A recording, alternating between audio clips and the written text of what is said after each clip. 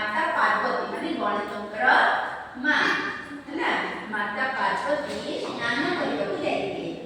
से घरे एकुटिया थे सेति पाई से घर बाहर काकू जगेबा को चाहुଥିଲେ हैला ताकर आख पाखरे केही भी नथिले से तापर से कोन कले स्वयं एक पुत्र सृष्टि करबा को भाबिले निजर गोटे पुत्र सृष्टि करबा को भाबिले जे कि ताकर भवनर घरर द्वारपाल दायित्व नहीं पाइबो देवी पार्वती सेति ताकर शरीरर किछि हळदी मणिले गोटे सुंदर बाळकटिए गढ़ सुंदर बाळकटिए गढ़ एहा परे ताको जीवन दान देले हैला तापर ताको कोन कले जीवन दान देले से हळदी ले देखिबा बाळकको ताको जीवन देले एहा परे ताको द्वारपाल भाବରେ दायित्व दे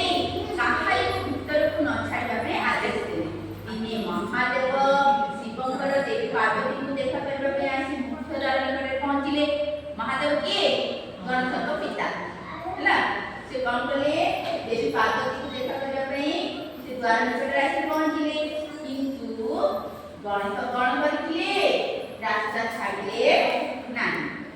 हैला जेतेबेले गणेश रास्ता छाडिले नी सेतेबेले कोन हैला महादेव कोन करे राजी बन हैला राजी बाजार कोन हैला दुई कबरे युद्ध हैला हैला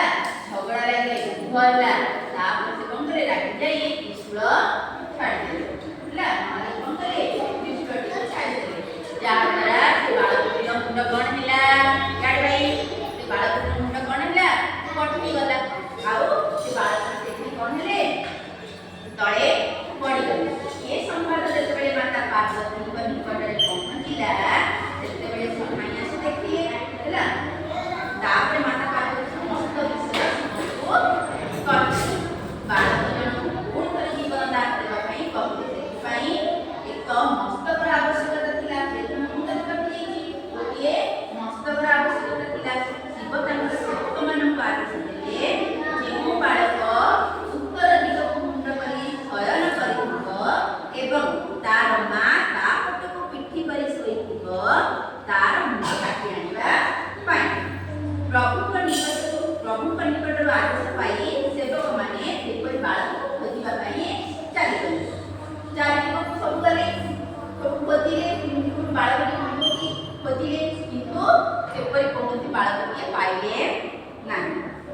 शेषरे से माने देखिले एक जंगल रे हाथीर शिशुटिए उत्तर दिगको मुंड करी सोइछि आ ता मां ता कोन करी सोइछि पिठी करी सोइछि से माने से हाथीर छुआर मुंड को कोन कले काटी आनी सेखारे पहुंचले विलंब न करी देरी न करी भाई ठीक बसिबा विलंब न करी महादेव कोन कले सेही हाथीर मुंड